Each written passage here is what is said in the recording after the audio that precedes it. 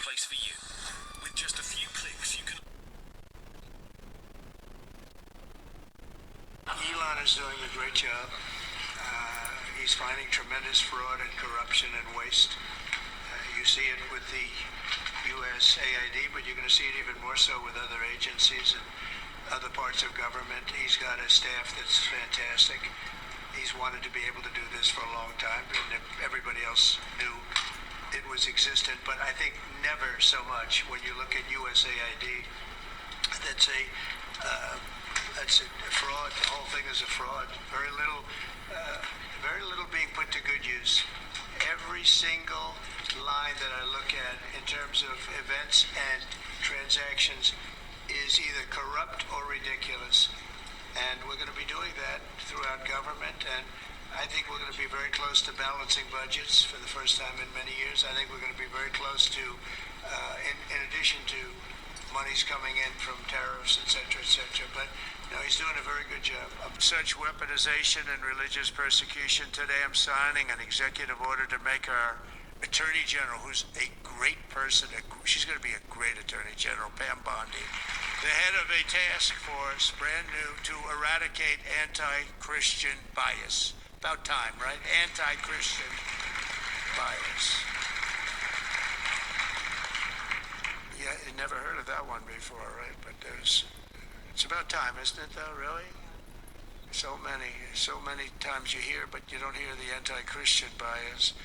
The mission of this task force will be to immediately halt all forms of anti-Christian targeting and discrimination within the federal government, including at the DOJ, which was absolutely terrible, the IRS, the FBI, terrible, and other agencies. In addition, the task force will work to fully prosecute anti-Christian violence and vandalism in our society and to move heaven and earth to defend the rights of Christians and religious believers nationwide. You've never had that before, but this is a very powerful document I'm signing. You got it now. First time you've had it. If we don't have religious liberty, then we don't have a free country. We probably don't even have a country. I will always protect religious liberty.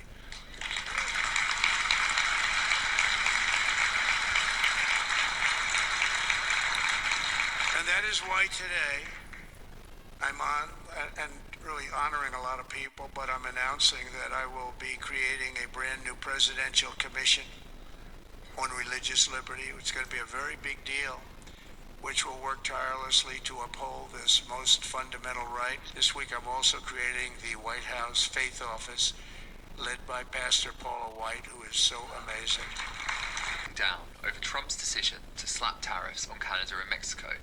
Over the weekend, the US announced a 25% tariff on imports from Canada and Mexico and a 10% additional tariff on China. The tariffs, which are due to start on the 3rd of February, will remain in place until a national emergency of fentanyl and illegal immigrants entering the country are addressed, said Trump. Deutsche Bank analysts explained that the market has refused to take the threat of tariffs seriously, completely underpricing the risks. They also added that the weekend news left a severe shock on markets. Additionally, the analyst said, if implemented and prolonged, Canada and Mexico would likely go into an imminent recession and potentially see a bigger shock than Brexit was for the UK. Despite not being affected by the tariffs, UK markets have already begun to react badly to the news, with the FTSE 100 falling 1.3% this morning and the FTSE 250 dropping 1.8%. Asked if he would target Britain, President Trump said that the UK is out of line. However, he added that he believes something can be worked out. Trump added, however, that Prime Minister Keir Starmer have been very nice. He said that both of them have had a couple of meetings and numerous phone calls. The US President also said he and Starmer have been getting along very nicely. Since markets closed on Friday, Bitcoin, which has recently begun to closely track the Nasdaq, has fallen almost 10%, dropping back below $100,000. Meanwhile, the pound has dropped 0.9% against the US dollar, dropping below $1.23 in value. The Mexican peso and Canadian dollar have fallen even harder, with the latter dropping more than 2% to its lowest level since 2003. In response, Canada has pledged to institute a 25% tariff on $155 billion of US goods, with $30 billion set to start on February 4th. Former Bank of England Governor Mark Carney, who's seen as the favourite to replace Canadian Prime Minister Justin Trudeau, vowed that Canada is going to stand up to a bully.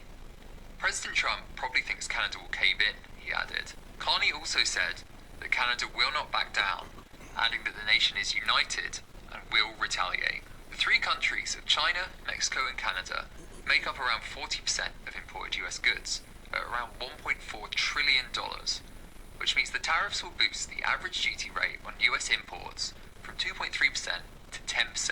However, Goldman Sachs analysts have said they expect the US tariffs on the countries to be short-lived. The bank has calculated that the 25% tariffs would lead to a 0.7% increase in US inflation, with a 0.4% cut to growth. Do you think Trump's tariffs are going to seriously damage other economies? Let us know in the comments and make sure to subscribe to City 8. We're going to be probably meeting on that Monday or Tuesday, have an announcement, probably a news conference, but probably reciprocal tariffs where a country pays so much or charges us so much, and we do the same. So very reciprocal, because I think that's the only fair way to do it. That way, nobody's hurt. They charge us, we charge them. It's Bullet clear. Doesn't matter. Move with ice, you understand? And you're illegal.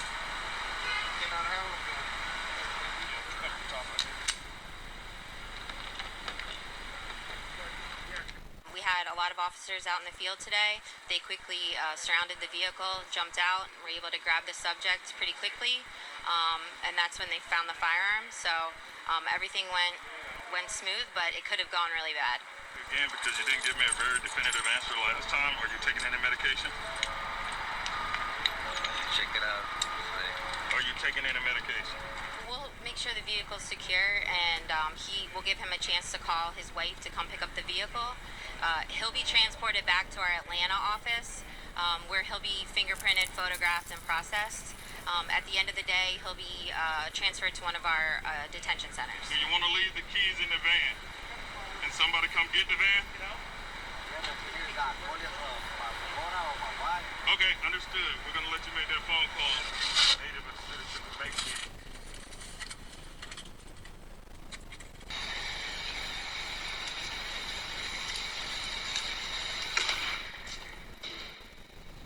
Officials say they are targeting roughly 100 people involved with the Venezuelan gang Tren de Aragua, but it's not clear how many people have been arrested so far, with a lot of those raids happening at an apartment building. Neighbors say they were getting caught up in the chaos. They banged on the door, opened the door, and they were like knee-deep in front of my door. And they were asking me if I was American or if I was legal. All of this happening as protesters gathered outside Denver's Capitol building as part of a nationwide protest taking place today against President Trump's immigration policies. NBC's David Noriega joins us now on set. So, David, what else do we know about these raids? They're a long time coming here. We've been expecting them for some time. Yeah, so this was really a show of force. You know, we were just talking yesterday about how the Trump administration is sort of deputizing or marshaling the entire federal law enforcement apparatus to basically supplement ICE out in the field. So today in the Denver area, including in Aurora, we saw DEA, FBI, ATF, marshals, all out there along with ICE. We saw, dozens of agents at each location. They were clearly trying to make a show of this. They recorded those videos, like the one we just saw of the agent throwing the flashbang grenade in this apartment complex. They say that they were targeting specifically 100 members of Tren de Aragua, this Venezuelan gang. We don't know, though, at this point, whether we don't know who those people were or whether they have been apprehended. As for who those people are, we don't know what provable links they have to Tren de Aragua. That information ICE is not releasing at this moment. I've spoken to a number of people on the ground. As you know, I've been spending some time in Aurora, Colorado. What they have reported is that there was a lot of officers, a lot of agents, but that the number of arrests, at least at the apartment complexes in Aurora, was relatively small. Part of it is that they were, they didn't have warrants for all of the apartments in these buildings, so they were going door to door, knocking on doors, banging on doors, trying to get people to come out. I spoke to one guy who was walking out of his building with his 11-year-old daughter, taking her to school when he saw federal agents surrounding the building. They had his back to him at that moment, so he just ducked back inside, went back in his apartment, and holed up, did not answer the door. A lot of people did exactly that. Again, the big question is who exactly was arrested. We don't even have a number of arrests at this point. And they were saying 100 individuals that they were looking to arrest after all of the individuals that were arrested during the Biden administration, the same gang? Yes, so they all they're saying is that they had 100 people identified as alleged members of Trinidad, and that those are the people who were targeted in this raid. But again, information as to who those people were is scant. Real for New York City this week with the first major operation happening in the Bronx early this I morning. don't really have too much sympathy. Video shows immigration enforcement officers escorting a man out of a building in handcuffs. DHS Secretary Kristi Noem wrote on X he was a criminal alien with kidnapping, assault, and burglary charges. Get the dirtbags off these streets. Understand what it's like to not be wanted. We already have people born and raised in this country. We already have a crime issue as it is. And then we have immigrants coming here, and then not all of them, obviously, but there are certain elements, certain groups of people that are causing issues. Before coming to the East Coast, ICE reported arresting 4,000 people from Afghanistan, Angola, Bolivia, Brazil, Colombia, Dominican Republic, Ecuador, El Salvador, Guatemala, Honduras, Mexico, Nicaragua, Senegal, and Venezuela. They gotta go, then they gotta I go. don't think the removal of other poor people is gonna make me feel safe. The Bible tells us that it's the rich that are oppressing It's us. one of the steps to making it safer. So this shelter in eastern Ukraine with this HIV clinic in Cape Town. It also connects this hospital in Thailand for refugees from Myanmar with this human rights activist in Uganda. It's USAID, the American government agency that provides humanitarian assistance around the world. But its budget has come under criticism by the new cost-cutter-in-chief, Elon Musk, with funding frozen and staff laid off or placed on leave. Why? Because according to the White House, this humanitarian agency is part of the woke agenda. These are some of the insane priorities that organization has been spending money on. $1.5 million to advance DEI in Serbia's workplaces, $70,000 for a production of a DEI musical in Ireland, $47,000 for a transgender opera in Colombia, $32,000 for a transgender comic book in Peru.